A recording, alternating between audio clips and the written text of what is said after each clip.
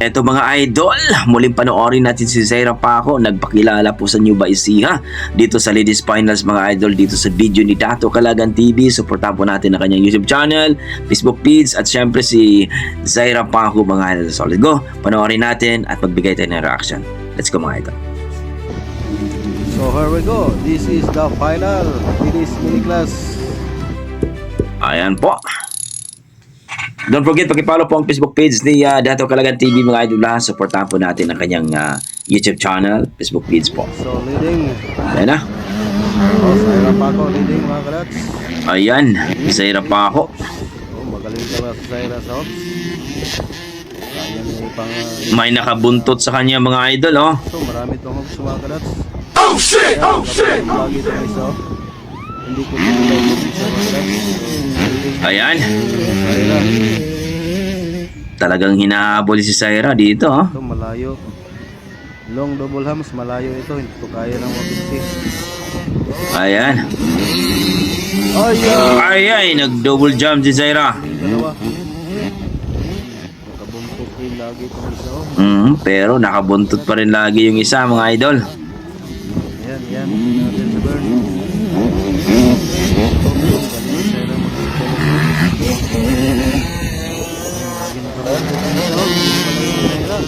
Konting mali ni Zaira Paco dito. Tatalunin siya dito. Pero matalino itong si Zaira eh. Ayan na, medyo lumayo-layo ni si Zaira. Double jump. Sa may bitin kasi sa table top. Nilipad ni Zaira. Oo, si Zaira talaga pag double jump medyo malupit eh. Ayan, iniwan na. Yan, natin sa hops. Galing ni Zaira sa hops. Hila. Nandyan pa rin sa likod.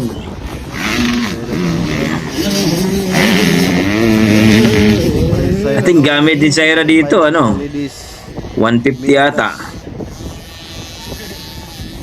Ladies mini class lang to. Lipad, Zaira! Ayan na, nag-double jump. Palampak ni Zaira dun sa ano. Big double hams. Yung lipad yan lang. Pero hindi pa rin nakalayo yung nakabuntot sa kanya mga boss. Zaira Paco. Hello.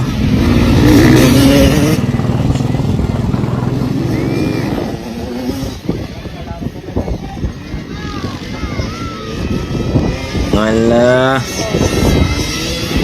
Sigawan na yung mga tao mga idol.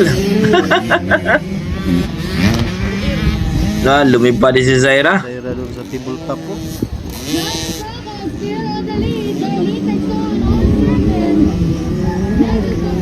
Lagi nakapunto yung isa.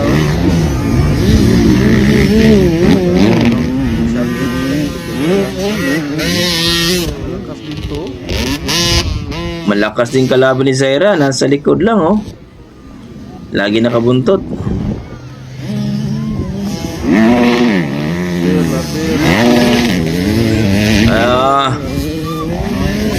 May iiwan talaga siya pagka liparan mga boss, no? Yan, lipad uli Zaira. Ayan na. Oh, nasa likod din pala. Ang bilis oh.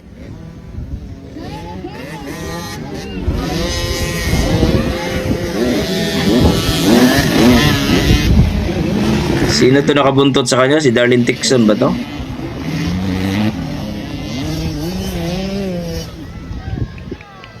Talagang hindi rin magpapaano, oh. Nasa likod lang din, sigawan yung mga tao.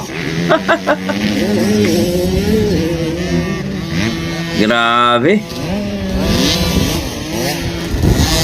Ibang klase talaga si Zaira.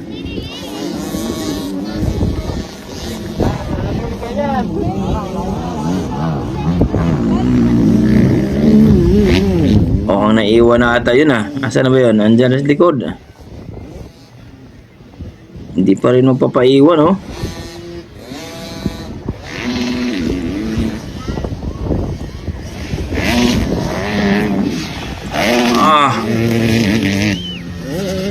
Diyan si Zaira magaling sa liparan talaga.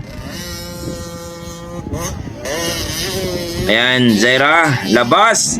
Lipad, Zaira! Ah! Di rin magpapahuli talaga yun sa likod mga boss. Talagang nasa likod lang talaga ni Zaira nakabuntot.